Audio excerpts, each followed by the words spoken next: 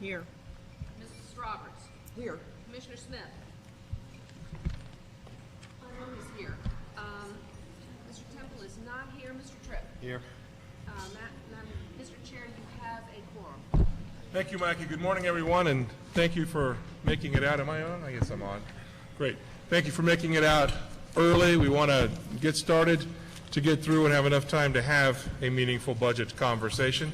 As you heard yesterday, wow, now we're coming out. During the budget workshop, it's going to be a tight year.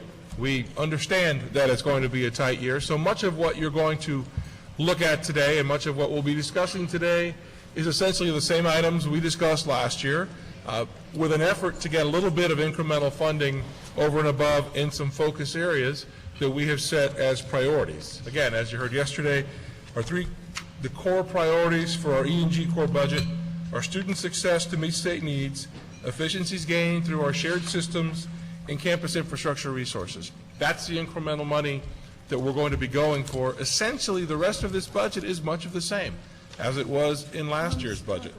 So what I'd like to do at this point in time is request a motion to approve the minutes of our last meeting, if you've had an opportunity to review them. Got a motion, is there a second?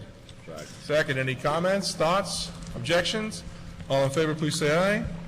And opposed. The minutes carry. I'd like to bring Tim Jones up to walk us through. We're going to be beginning, if you've got your board packets, on essentially page 24 of the board packet, and Tim is going to walk us through line by line. If you've got questions, issues, concerns, now's the time. Tim, good morning.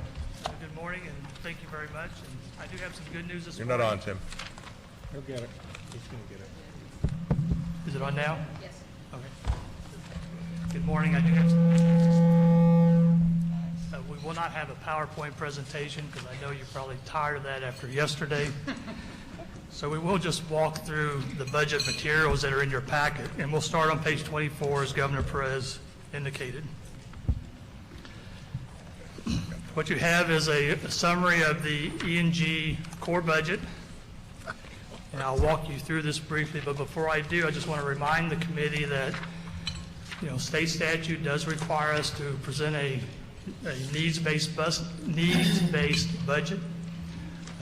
We probably have a lot more needs than what are being presented here this morning, but we think this is a fair and reasonable budget request given the state's revenue picture. The first portion of this sheet, starting on row 11, is our recurring base budget of state funds and tuition revenue, almost $3 billion. The first issue we'll talk about is on row 15, that's student safety, and this is an issue that the board supported back in the spring. At that time, it was about $18 million, and details of this are on page 32. We are pleased to know that our universities are moving forward with implementation of many of those emergency notification systems, so the request has dropped to about $14.5 million. In addition, we had found where we had one university had kind of double counted, so we corrected that error in the figures. Any questions on that issue before I move to the next one? Next is row 16, our community college transfers, $20 million. We do want to preserve our 2+2 system and hopefully have an opportunity to get more students from our community colleges into our universities. But right now, this $20 million is a placeholder. We have recently received enrollment plans from our universities. We're still going through those. That'll take a little bit of time. We also want to wait until we get our fall enrollment numbers in to see what enrollments look like. And then we want to wait and see what happens with the budget. So we're going to have to come back to the board maybe in January with a little more details on how this $20 million would be implemented and allocated. Tim, let me interrupt you there, and I want to make it clear, and I didn't say it off the top, the budget that we're considering right now contemplates no tuition increase. No That is tuition correct. increase this year. The next issue, line 17, is a brain drain issue, and we heard a very good presentation from Dr. Wilcox yesterday. We're requesting $57 million in our E&G core budget. The total of this issue is about $65 million, and the rest of those dollars are spread across our special units, IFAS, and our health science centers and medical schools. But it's very important that we try to retain our faculty and keep ones that we still have here from leaving. Row 21, there are a series of issues related to efficiencies. The first one is the Florida Center for Library Automation. This is an issue we have seen in the past. And this is one of our great examples of a shared service initiative. They provide electronic library material to all of our campuses for faculty and staff use. They're looking for some additional funds to purchase additional electronic databases, particularly in the areas of the sciences, to help our research faculty. Our next issue is the University Press of Florida. And I have a couple of books from the University Press. I'm going to just pass them around so you can see kind of the quality of the material that they produce.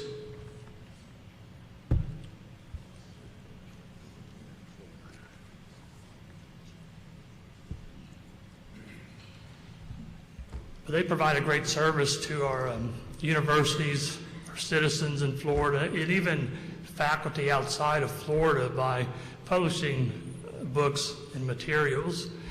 And one of the books being passed around is a book from the professor at the University of West Florida. They operate on about a $4 million budget, of which only 10% is state funds. The rest of their revenue comes from the sale and publishing of books. They're looking for a little bit of money to help them get into the digital world, to work with faculty on digital and electronic media presentations, and there's more details of that on page 42 of your packet. Line 23 is the Florida Global Education Initiative. We've been doing a lot for our first generation students here in Florida. The state has provided matching funds that go out to universities for first generation students. The Helios Foundation has given an endowment to the Board of Governors Foundation and to many of the other universities for first generation students. So this is kind of an expansion of that by providing additional scholarships for those students to study abroad.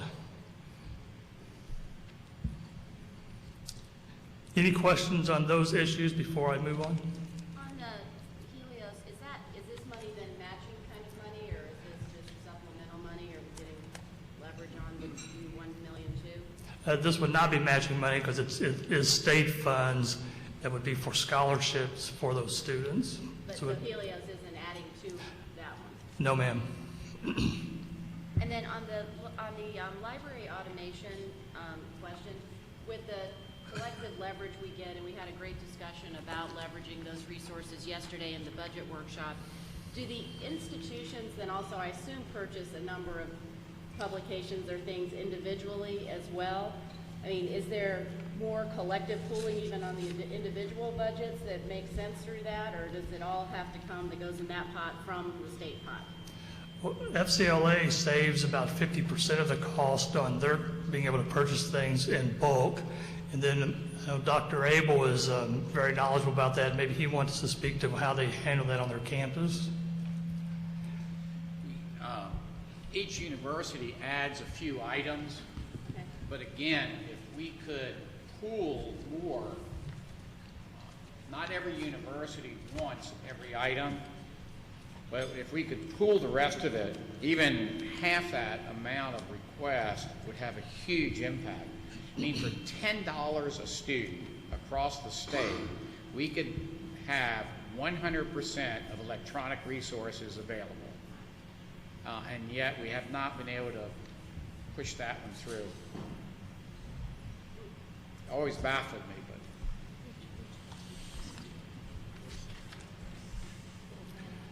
but. The community colleges have a similar program, the Community College Library Automation Program, and they've been dealing with the same issues that we have over the last couple of years and trying to get funding for their libraries.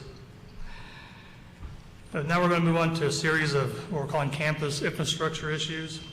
First one on row 27 is a standard request. This is P&M funds for facilities that are coming online this year, but it's the annualized portion of those dollars.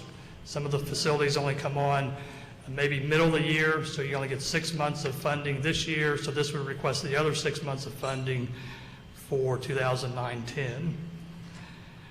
Row number 28 is a placeholder for new facilities that will be coming online in 2009-10. We'll need P&M funding for that. Generally, we have facilities coming on that on average are around $10 million a year. And we'll provide additional details once we receive that information from our universities.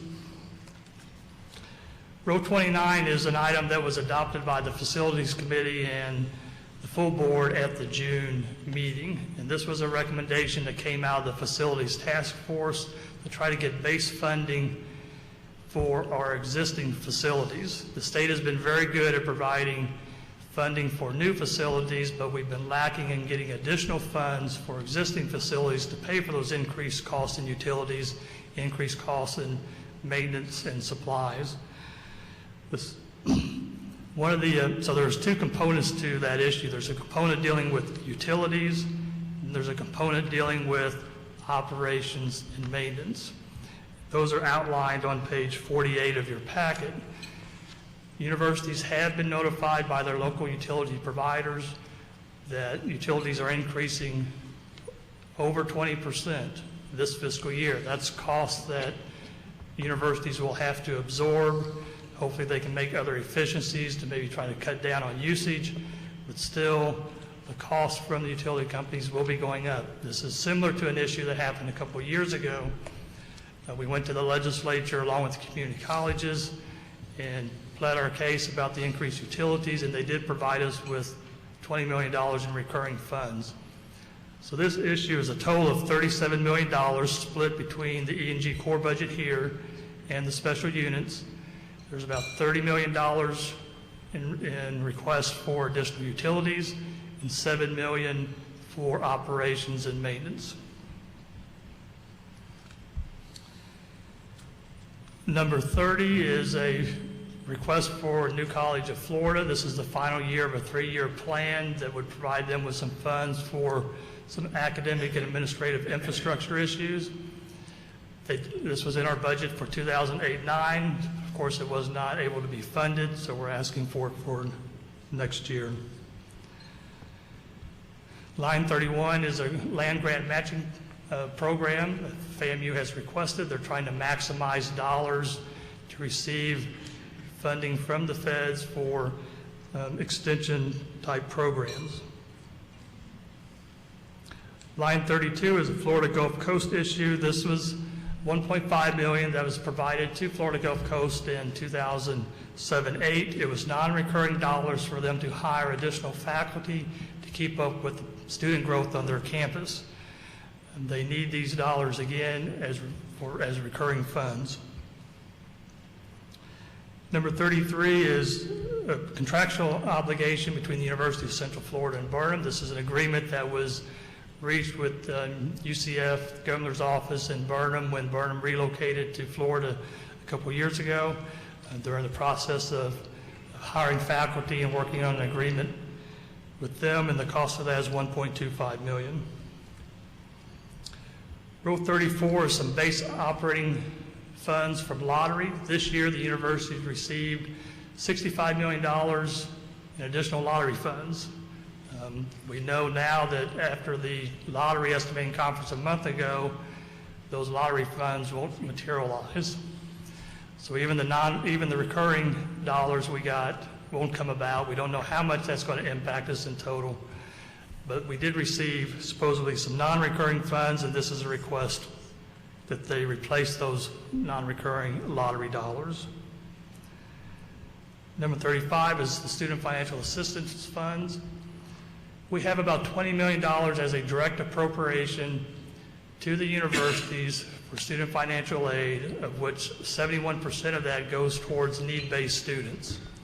During the budget reductions last year and this year, they reduced that program by $1.3 million. The universities had to keep those commitments to those students. So we would like those funds back so we can put them back into either providing scholarships for more students, or increasing the awards for existing students. And finally, row 36 is performance incentive funding, $4 million. This was an initiative that we worked on with the legislature a year ago. They provided about $4 million last year. It was allocated based on degrees awarded in certain areas. We're not proposing to change that methodology at this time, as we'll be working on this as we continue to work on appropriate and predictable funding, coming up with a new funding model, and our university compact. So I think in terms of looking at changing the way those funds are distributed will come in a later date. So right now we're pursuing these dollars using the current legislative methodology. And overall, you can see this is about a 5% increase to our E&G core budget, which may be just enough to keep up with inflationary cost. Maybe. Before we go over to the special unit section of the budget, are there any questions on the E&G core? Again, almost every item that we see here are the items that we looked at and talked about last year. Yes, Dr. Evans. Yes, thank you, Mr. Chair. Tim, I know that the CFOs have put together estimates of what energy costs will be for next year with the projections that are coming from the utility companies. But also this year, when we take a look at energy costs for our campus, those costs are above what the allocation was. And what I wanted to know is, with the holdbacks, the cuts, is there any consideration for trying to get some additional funds to the campuses to handle these additional costs? Are we to try and find it through efficiencies? Well, there's no way to get you additional money in the current year, so you're having to eat those cost increases now. We're hopes of getting the money going forward. We haven't been successful in the past in getting catch-up dollars from the legislature for these types of initiatives. But that's something we could consider if the committee would like to do that. What was the magnitude of those dollars that the CFOs came up with? Is it a catch-up line? Is it $1 million? Is it $8 million? I mean, where are we? What we have for utilities in the packet is that the increases this year are going to cost the system about $30 million more. So we're basically saying we got to eat it this year because we're not going to get any more money. But going forward, starting in July 1st of 2009, if we can get the dollars, that will cover this year's increases going forward, but not retroactively. So the shortfall or the overage number that Dr. Emmons is talking about system-wide is in the 30 million range, or is that projecting forward where we think, I mean, we've been told it's going to go up 20%, and that's the number that we're using to plug the 30 million. Is there a concept of where we are now? Is it that 30 million? Is it half of that? Or? Well, the increases, it's my understanding, the increases are going, some of them are going to affect in August, this month, and the other half is going into effect in January. So this 6 months, the universities will be out about $15 million to pay for those increased utilities. Then come January, they'll be out an additional $15 million, so $30 million for the whole year. I would ask then, in light of that, if we could gather some of that information, Tim, and take a look at that at our September meeting and see if there is a need or a desire to make the ask. If nothing else, I know we've been unsuccessful in catch-up money, as you put it there, but if it's at that magnitude, I think it's worth at least doing an analysis of and getting some ideas for the September meeting. Mr. Chair, just a comment, Tim, we were successful in getting some catch-up money 2 or 3 years ago after the hurricanes. Yes, we received $20 million for utility increases. And that went to the prior years. So I think I agree with you. We ought to take a look at what it is. And that was a recurring $20 million, so those dollars were still in the base. Right. This $30 million would be recurring, hopefully, and be in the base. And what you would need then would be a one-time $30 million plug to cover what's happening this year. Yeah, I'd like to ask us to take a look at that at the September meeting, Tim. Okay. Thanks. Thank you, President Emmons. Governor Duncan. Mr. Chair, when is time to talk about the Center of Excellence discussion that you asked us to have, or do you want to defer that? Once we get through this piece of the budget, you are on my notes to ask next. Just wanted to make sure. Thank you. Other questions on the E&G Corps? Seeing none, when you go to special, oh, I'm sorry, Councilman Parker. I just want to ask one more question about, like I said, about the energy issue. The $15 million that you came up with, Tim? Oh, can you hear me? I can't hear you. The $15 million figure that you came up with for basically from August to December, is that Yes. the time that period? Yeah, roughly, yes. And that's based upon the projections that we received from the CFOs? No, the CFOs have received letters from FPL and their other local utility providers saying part of the increase is going into effect in August, with the other half of it going into effect in January. Other questions? Yes, Governor Pappas. This is probably, I don't know if you can hear me, this is probably an obvious request, but as part of that, I think it would be very beneficial for the institutions to at least indicate to us that they have undertaken whatever energy savings measures are appropriate. I'm certain that's going on, but I think we need that affirmation. We're asking everybody else in the universe to look at energy saving measures, so I think we need to affirm that we're doing the same. Great. Tim, can you gather that as well? Thank you. Could I speak to that? Governor Tripp? You know, having just come off a local board, I have to tell you that these energy savings have been going in for a long time. I'd be surprised if you're going to find much change. I mean, you know, you can only turn the thermometer up so much, and I'd be interested to hear any president that says they haven't already got it up as high as it's going to go. Oh, and be clear, I mean, what I heard Governor Pappas saying was we know it's going on. We just want to make sure we've got the backup to make the argument. Yeah. Well, I think we need to put in as much request as we can, because even if they cut it, we need to let them know how much damage is going on. And if we don't seek it in the budget, then they're going to assume we're okay and just pass over it. So, you know, even if we get a denial, I think we have to load it up so they understand the real cost the universities are undertaking here. Great. I'll concur with that. And again, Tim, if we could come back in September and get some numbers from the universities, we should be able to incorporate something in this budget request. Will do. Thank you. Other questions or comments on the E&G Corps? Tim, will you walk us through special units, please? If you'll turn to page 52 in your packet. Mr. Chairman, can I just make one comment? I'd like to run back to Provost Abel's comment about the library automation. Oh, sorry.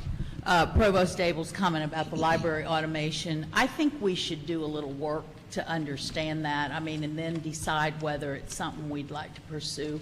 Maybe not this year, but maybe later. I don't know. But it is one of the most obvious ways to save money and do the right thing given technology's role today.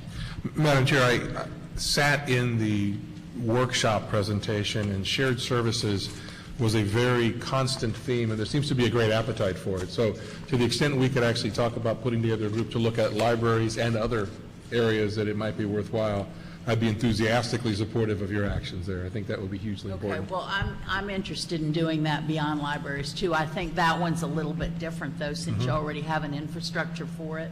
And it sounds like Larry's got a lot of information already. Maybe we can... Would you like us to ask Provost Abel to come back at September meeting and share with us some thoughts? Provost Abel, I know you're starting school, so I don't know if you've got the opportunity to do that between now and then. Reasonable? Okay. Madam Chair? We'll make that request. Great. Provost Abel, thank you for doing that. Other E&G Corps issues? Okay, now, special units. Tim? Those are listed on page 52 of your packet. If you'll flip there, we'll walk through those issues. And again, I want to point out before we go through these issues, nothing different from last year, just more continuation, correct? Yes, sir.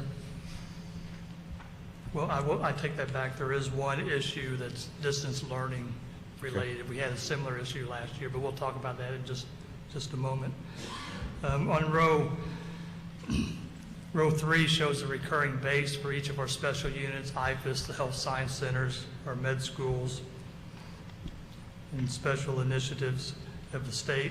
Row 7 is our first issue. This is a research and extension workload issue for the University of Florida IFAS. IFAS measures their workload through telephone conversations, office visits, field visits, classroom participation. More and more of our citizens are utilizing these resources. So based on the funding model that the board adopted in 2004, we've estimated that they would need $1.9 million to be able to offer the increased, offer the same services for increased participants going forward.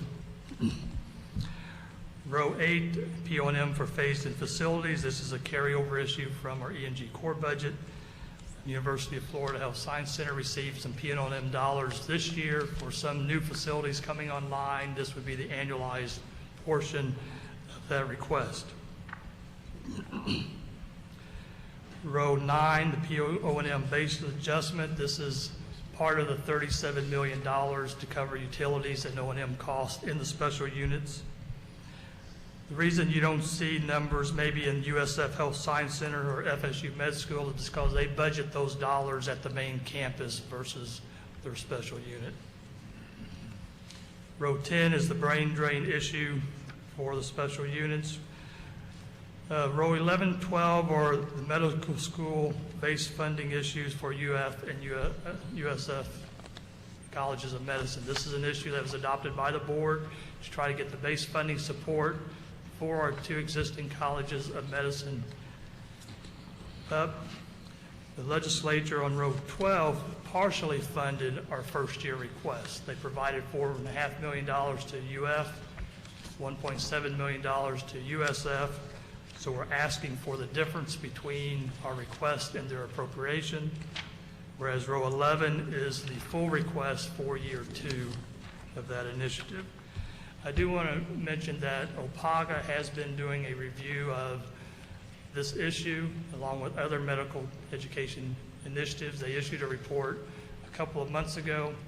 Basically, that report said that they didn't have enough data to really get into the details of the funding issues, so they're embarking on a phase 2 of that approach. We had a meeting with them a couple of weeks ago with all of our College of Medicine officials to talk about their next steps, and they're hopeful to have a report done by the end of the calendar year. Row 13 is funding for year 3 of our 2 new medical schools. This will be the inaugural class of students. This is at the revised budgetary plan that the board adopted last summer.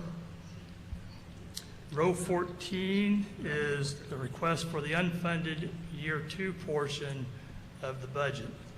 Legislature, due to the revenue picture, was only able to come up with enough funds to provide to the new schools for the existing plan, not the revised plan. And we've also requested that they restore the budget cuts that those 2 schools took during the year, since they're in a critical stage of getting up and going and seeking accreditation. We felt it was important that they be fully funded. Row 15 is the major gift matching program. This is the endowment program. As of June 30th, we've had a request for over $102 million from our foundations. And this is continuing to grow daily as our universities are out there seeking private funding for various scholarship initiatives, professorships, and other programs for our university campuses. Row 16 is a restoration of base funds. This is a continuation of our E&G core budget request on replacing non-recurring dollars. And then row 17 is a distance learning initiative. There is a distance learning consortium that works on behalf of the state to provide services for all Floridians who are interested in distance learning initiatives. There's 3 components of this. There's $300,000 to monitor and update the distance learning catalog to ensure compliance with all applicable statutes and guidelines. There's $100,000 to enhance the catalog as a interactive internet component, and then $750,000 for the Orange Grove Digital Repository, which would include licensing, software, and expansion of online learning resources. And this is a joint issue with our community college partners. They'll be having a similar request in their budget for the other half of these issues. And that concludes the issues for the special units. Thank you, Tim. Questions or comments on special units? Governor Edwards. I'm not sure, again, if this is the appropriate time, but it deals with the medical schools. Many of us who supported the new medical schools at UCF and FIU did so with the belief that it would give us an opportunity to coordinate all of the medical schools within our system and create one of the finest programs in the world. Now, with that said, I discussed 6 months ago, Mark, about the concept of a vice chancellor, et cetera, for medicine. Where have we done anything with that? We have not yet moved that forward. Okay, what I had discussed with Larry and I think Bernie, some of the medical school people, about the possibility of even getting a portion of funding for such a position from the medical schools themselves. I think as we move forward in this program that it is extremely important that there be coordination to eliminate duplication. We heard yesterday, I think it was Dean, I forgot who said we'd all have 11 medical schools if each university got its way. Well, my point is if we're going to accomplish what I felt the original objective behind this was, there needs to be at some point, and I think the time is now as the 2 new schools come online, there needs to be some effort from the top to coordinate this activity, to work with the schools. We had talked about University of Florida and University of South Florida with their experience being in a position to lead into this area, but still, it just seems to me that somewhere in this funding process, in some fashion or another, we need to find a way to create a staff position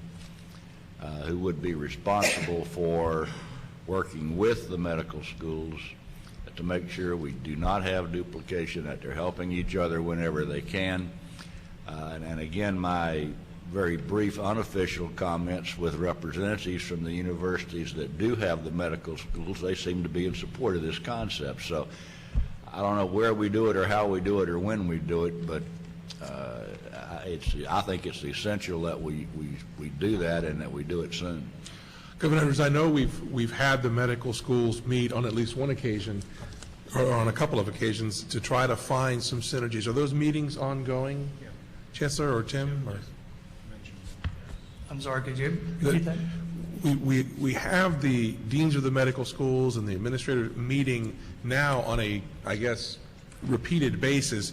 Are we having ongoing meetings from these medical schools? Are we having some synergistic conversations and to try to do what Governor Edwards is talking about without the staff position, although I don't have an objection to a staff position, but we are starting in those dialogues. I know we requested those about a year ago at this time. Yeah, I've been meeting with them in relation to the OPAGA funding, and I'll let Ari talk about it in terms of other issues.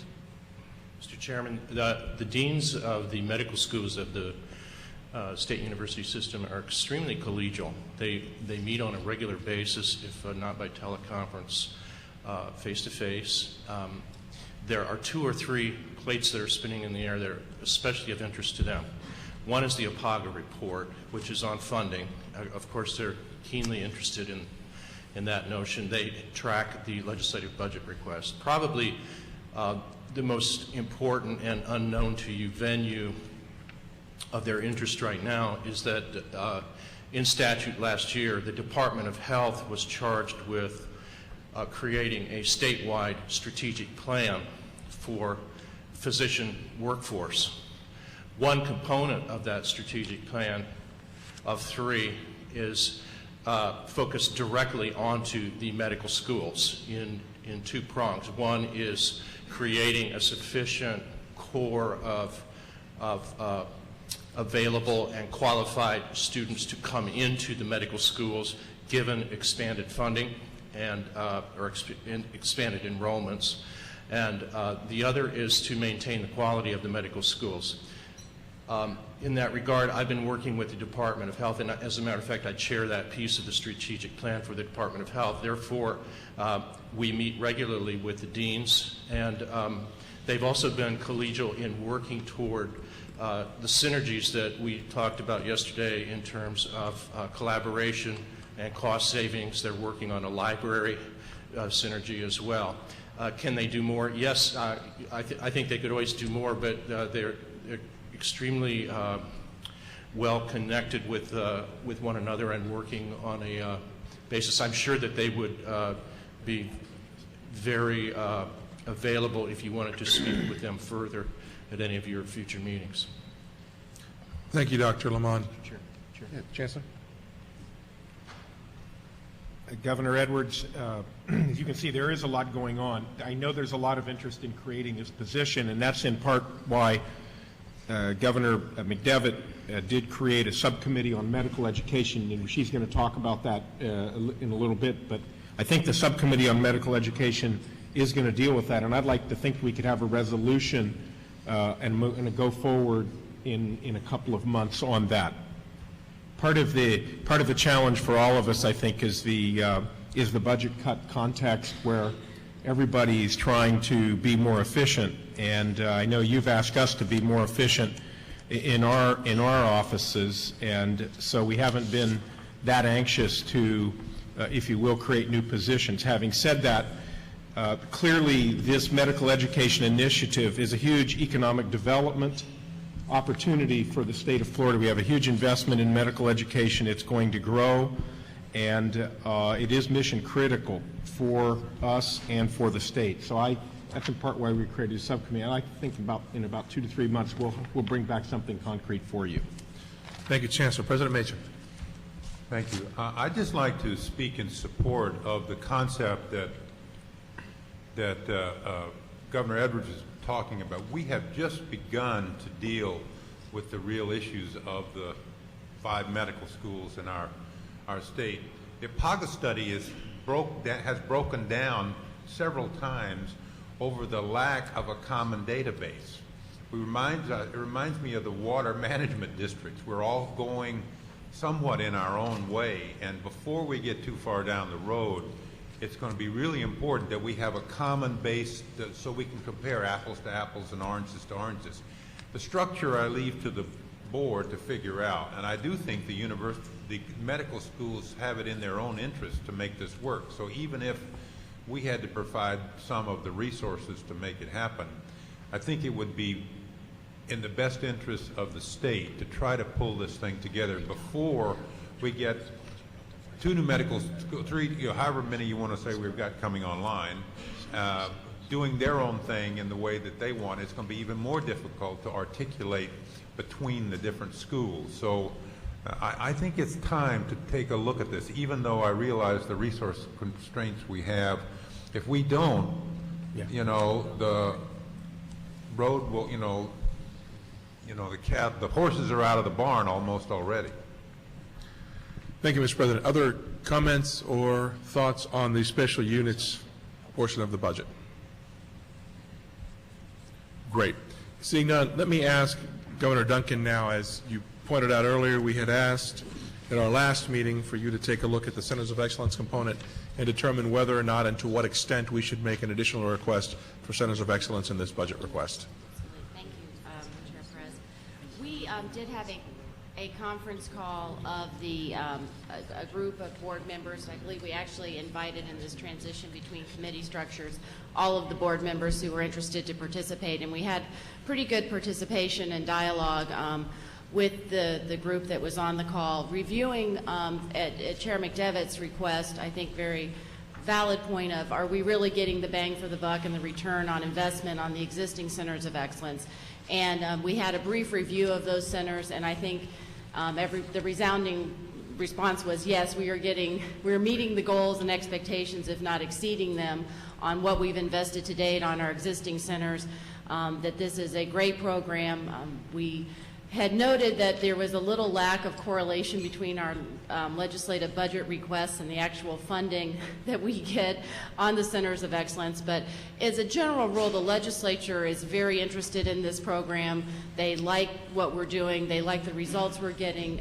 Given a lot of the discussion we had yesterday on the economic base and the need to turn to an innovation-based economy, I think the Centers of Excellence play a critical role in that effort. And so the unanimous recommendation of those on the call was to put in and request, while we believe that we could easily justify and support $60 million or even the higher funding levels that we've had in the past, in this budget climate, a $30 million request to fund Centers of Excellence going forward was the recommendation of the committee. Great. A $30 million Centers of Excellence request. Any thoughts, issues, concerns? Okay, we will add that when we approve this budget today and then carry forward the conversation into September. Are there other budget items that we've not addressed here that others feel are imperative that we consider, talk about, take into account as we prepare for adoption of this budget and cleaning up? We obviously have several areas in here, from Centers of Excellence to the library issues that Dr. Abel's going to handle, to the utilities changes that Tim's going to talk about next month. Any other additional issues that we need to address? We'll adopt a budget this morning, subject to a review in September for the items I've already talked about. Are there other pieces that we've not taken a look at or considered in your estimations? Okay. Seeing none, then, I would look for a motion to approve this budget as stated, as amended, with a $30 million increase on Centers of Excellence as an additional request there, subject to revisions on the library, the utilities adjustments, and if any other issues come up in the interim in the next month, please bring them to Tim's attention, and we'll discuss them at the September meeting. So subject to those changes and authorizing the chancellor to make any small technical changes need to be made, I would look for a motion to approve this budget as presented. Got a motion? Is there a second? Second. And a second. Any additional discussions? Seeing none, we'll call the question. All in favor, please say aye. Aye. And opposed. The motion carries. Let's take a look now, Tim, if you would, and walk us through the 2009-2010 board budget, our own operating budget. Before we go there, Governor Perez, I do want to point out that you did at the last committee meeting ask universities to submit potential other issues, and those are listed in this packet. There's also in your folder on a blue sheet a request from Florida State University that we didn't have in time to include in the packet, but so I'll just briefly explain this since you haven't had a chance to look at it. But FSU has historically received funding through the Department of Education, funds for the Florida Center for Research in Science, Technology, Engineering, and Math, about $1.75 million in DOE's budget. They received $250,000 in the E&G budgets for a total of $2 million. And we understand that Commissioner Smith may be including some portion of this in DOE's request, but we wanted to highlight it as a potential issue just in case the state board didn't adopt this later this month. So this is something we can come back and consider in September as an addition if we don't get the result, or are you of the opinion that we need to include it in this request, Tim? I think we can probably wait until after DOE takes action on theirs. Is that correct, Commissioner? Okay. We'll make sure we keep that on the agenda for the September board meeting as well. Thank you. And thank you, Commissioner Schmidt. Now let's look at the board's budget. Tim? If you turn to the Budget, Finance, Business Operations tab, page 8,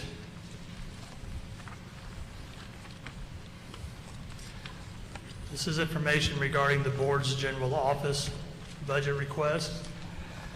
The board currently has 56 established positions in a budget of $6.5 million.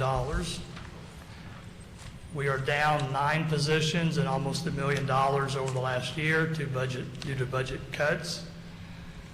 As you know, we've gone through a reorganization of our office to better streamline and make more efficient use of our current staff. In doing that, though, we have identified some real needs that we have in our office, and those are listed on page 8. These are 4 positions that we're requesting funding for. One is an auditor position to assist with our Derry Harper in our IG's office. We're requesting a position for distance learning. This is a big issue. There's a distance learning task force going on, and this is going to be more important as we go forward with our universities, students not being able to get in, but have an opportunity to get through courses through distance learning, so having a full-time position to deal with that would be most helpful. Requesting funding for a facilities manager to focus on sustainability and energy-related issues, and then an administrative assistant position. So those 4 positions is a little less than $300,000. That's shown on the next page, page 9. So our total request is about 4.5% for the board general office. Great. Any questions on the board general office budget? Seeing none, is there a motion to approve the budget as presented? Got a motion and a second to approve the budget as presented. Thank you, Governor Edwards and Governor Duncan. Any additional discussion? Seeing none, all in favor, please say aye. Aye. And opposed? It carries.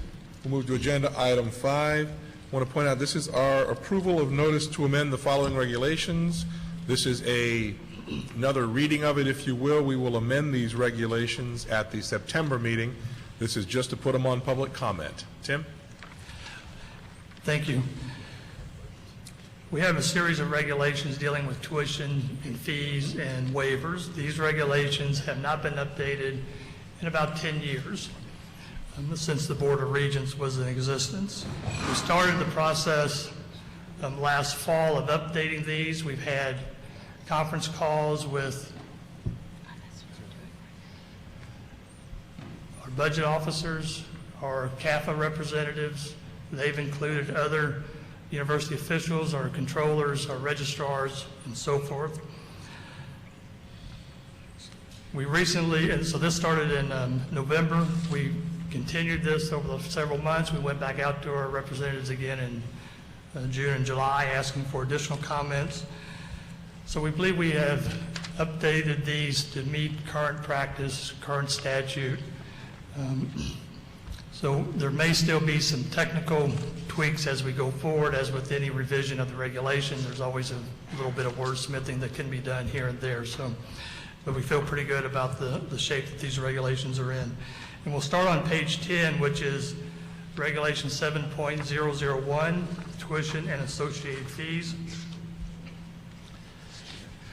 Governor Edwards has moved approval of all regulations for notice to receive public comment.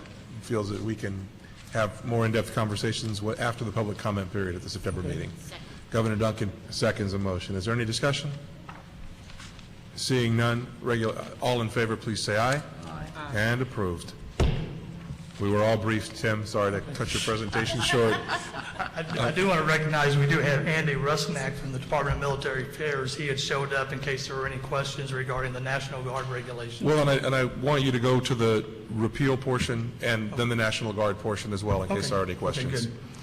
Okay, item B, 7.004, is a repeal of a deferred payment of fees regulation. We have just taken that language and moved it into one of the regulations that you just adopted. Okay. Is there a motion to repeal the regulation regarding to deferred payments and fees? Motion and a second. Any discussion? Seeing none, all in favor, please say aye. And opposed. Motion carries 1-0. Item C. Okay. And the last regulation is 7.015, the Florida National Guard Educational Assistance Program. This is on page 42 of the packet. We've been working with community colleges and the Department of Military Affairs over the last year to get this regulation update based on some statutory programs dealing with our National Guard members. Once this board adopts it, then we'll move to the community colleges and the Department of Education to adopt it as a rule for the state board. Great. And like I said, Mr. Rusnak is here if you have any questions regarding that regulation. Are there any questions or comments with regard to that proposed regulation? Moved approval. Is there a second? Second is called. Any further discussion? Seeing none, all in favor, please say aye. Aye. And opposed. Motion carried. Mr. Rosenak, thank you for coming. Tim, anything further from you? No, sir, that's all that I have. Okay. Madam Chair, this concludes our agenda. Is there a motion to adjourn? Motion to adjourn the Budget Committee. Second. All in favor, please say aye. Motion carries. We stand adjourned.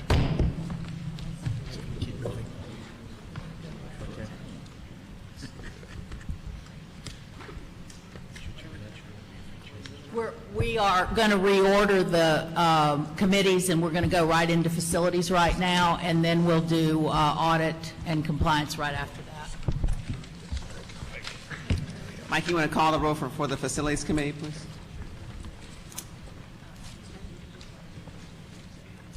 Mr. Perez, the vice chair. Here. Mr. Gasberg is not here. Dr. Marshall. Here. Mr. Meyer. Present. Mrs. Roberts. Here. Mr. Smith. Here.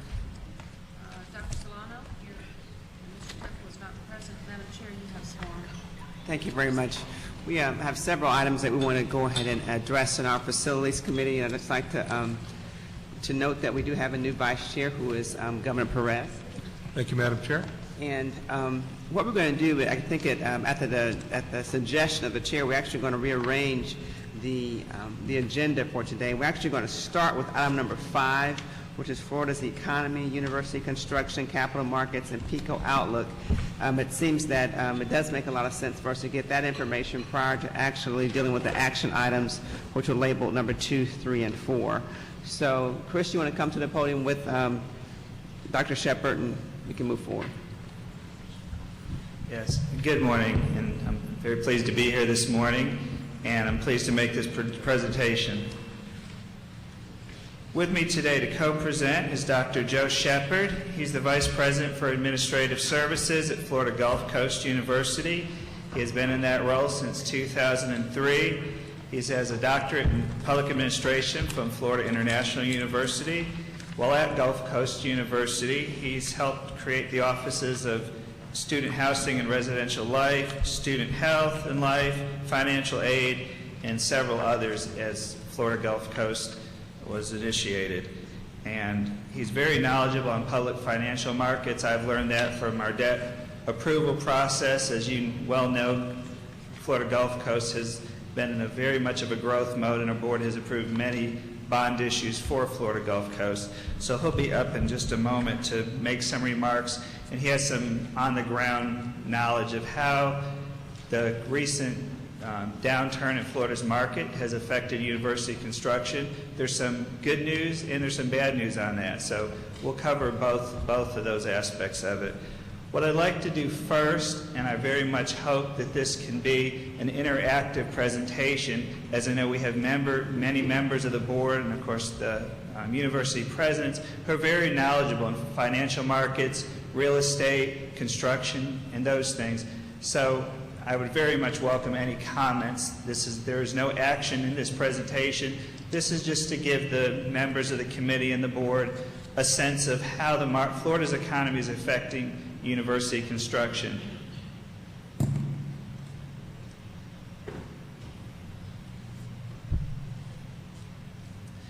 I'd like to start with some general information.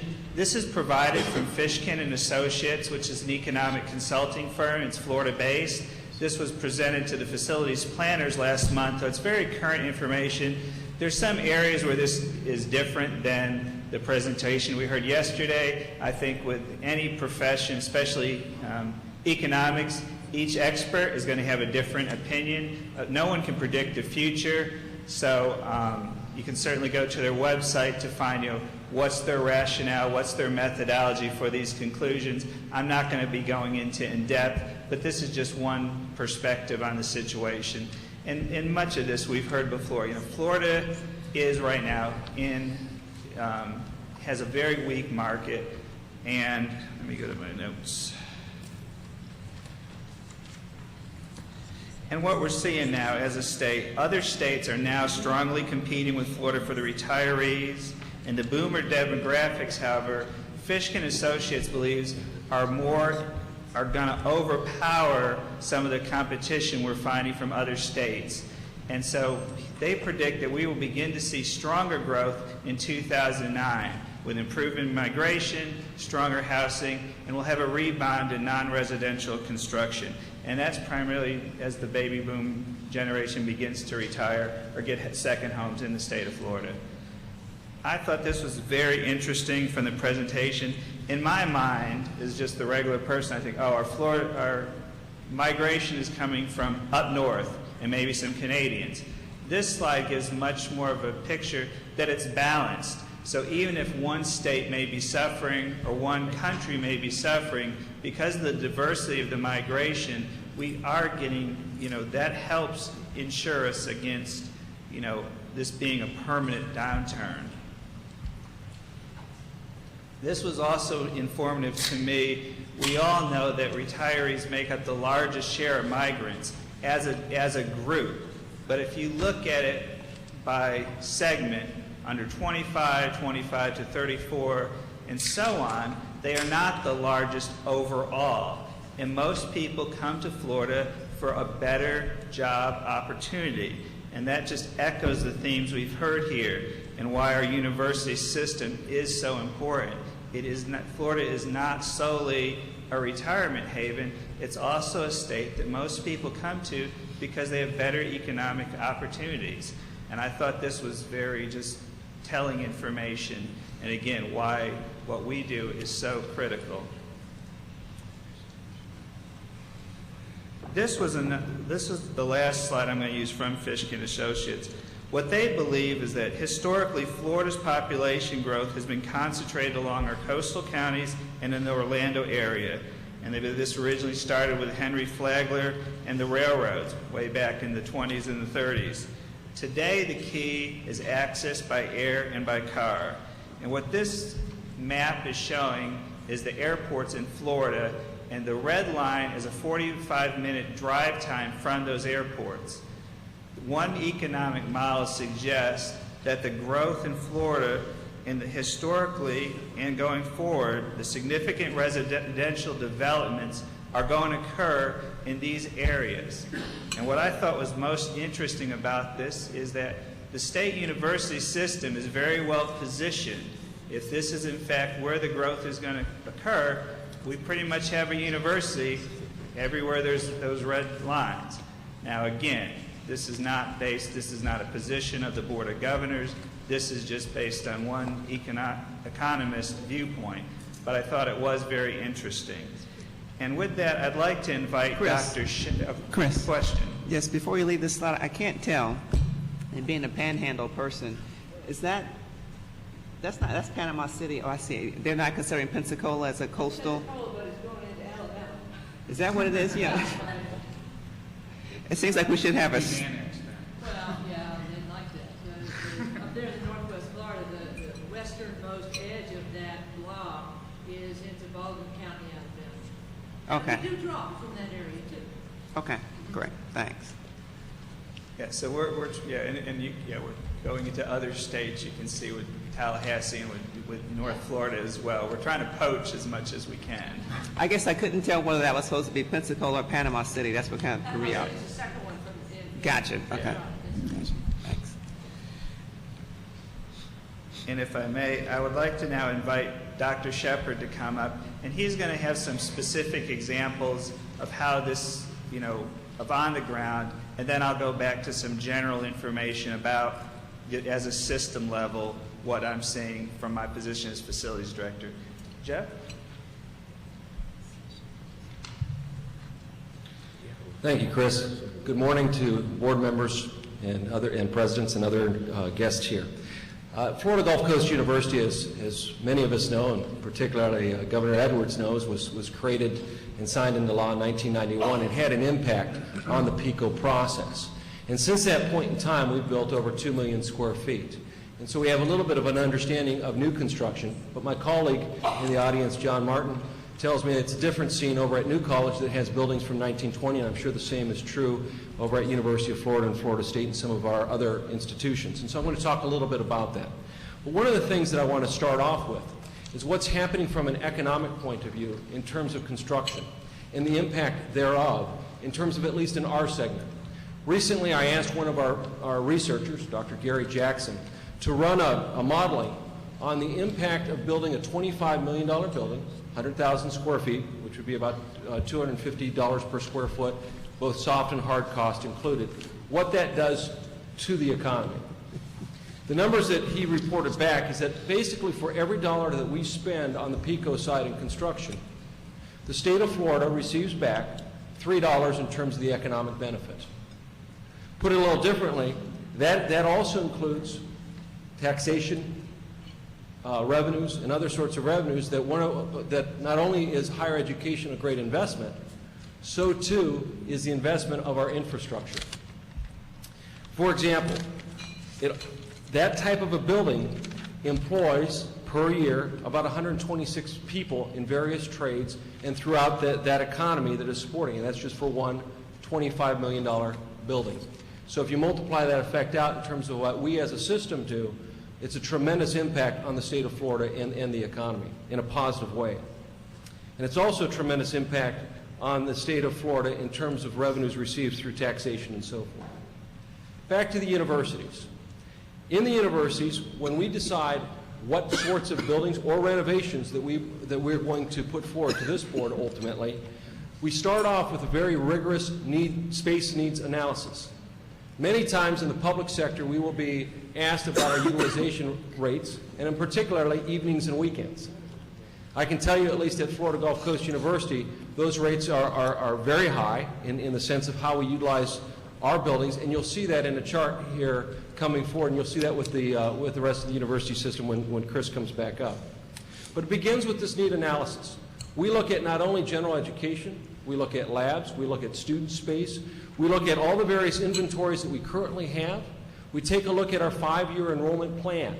Our 5-year enrollment plan ties into what our needs are going to be, because as you well know, we can freeze enrollment this year, but if we don't start building the building this year, 3 to 5 years from now, we will be in a very serious position of trying to educate those students.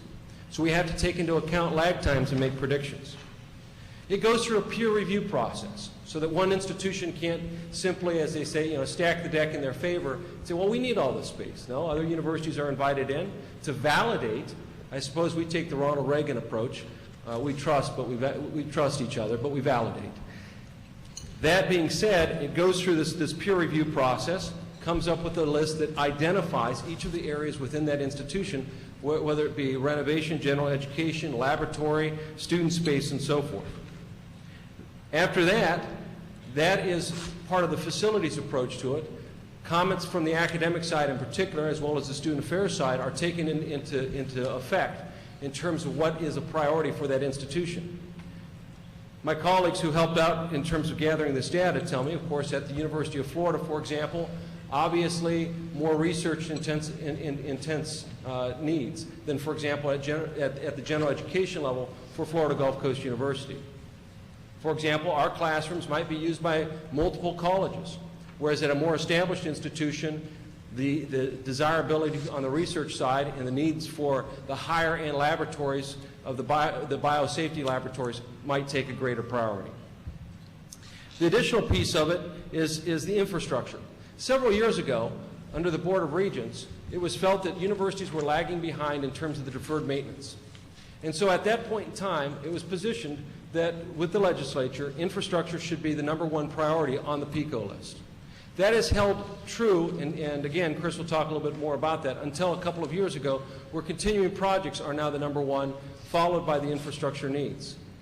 Again, at Florida Gulf Coast University, the argument was that we had money for buildings, but we didn't have money for the roads, for the network, and so forth, and therefore that also held true with us, even though we are a new institution.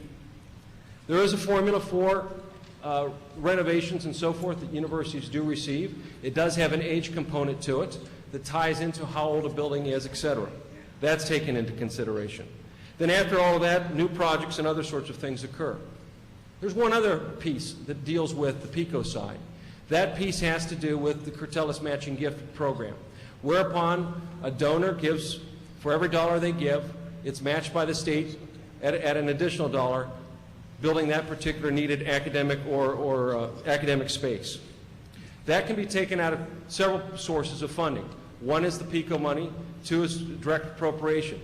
But it's been a very powerful tool for universities, and again, particularly for Florida Gulf Coast University, in terms of how we've gone about accelerating our growth curve. Now, as we look at the various institutions, the cost per square foot varies, depending on where you're at. Down in Southwest Florida, we're still experiencing, on the housing side, which is, for the most part, a cookie-cutter type of a building, those prices are about $150 per square foot. Meanwhile, our new academic buildings are coming in at about $200 to $300 a square foot, depending on the technical pieces associated with it. If I move into the fine arts portion, where acoustics and other pieces come about, you're moving up in terms of up as high as $400 to $500. Again, it varies, and that's just one segment of the market. But there's also other sources of funding. Funding such as bonds. We at Florida Gulf Coast University have issued, because of our high growth rate, when you go from 0 students living on campus to now over 2,300 students living on campus, and you build a couple parking garages that you generously have approved, our debt now is approximately $120 million. Of that, $30 million is in variable. And just for the finance people in the room, this week our reset on variable rate was 1.69%. I'd love to get that with my money in terms of paying the debt. Our fixed rate, we settled in, about $90 million of it is fixed rate. We're at about, on average, 4.78%. So we've taken advantage of the market, and I think done a fantastic job there. We also receive what's called Capital Improvement Trust Fund. Every student pays into the system $4.76. That's in a two-part component. But suffice it to say, that then at a state level, it gets bonded, and we receive the proceeds back, of which we get student input. Most of those monies are used to build rec fields, used to build student unions and those sorts of student-type activities. Rarely has it been used to build academic buildings. There have been a couple examples, but that's an oddity more so than a common practice. So you have CITF money, you have PICO money, you have the Curtelis Matching Gift Program, and you have, of course, the bonding activity for primarily your housing and your parking garages. At this point in time, I just wanted to give a brief overview of what happens in terms of the process, because then it then goes before you in terms of identifying and prioritizing.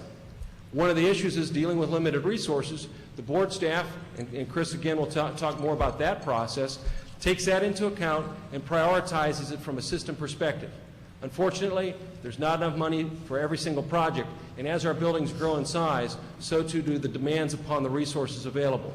The state of Florida has been fortunate in providing excellent funding to date, but we need to continue to do a great job of promoting our various programs and paying attention to our deferred maintenance issues. With that, I'll turn it back to Chris Kinsley unless there's any questions from the board. Mr. Chair.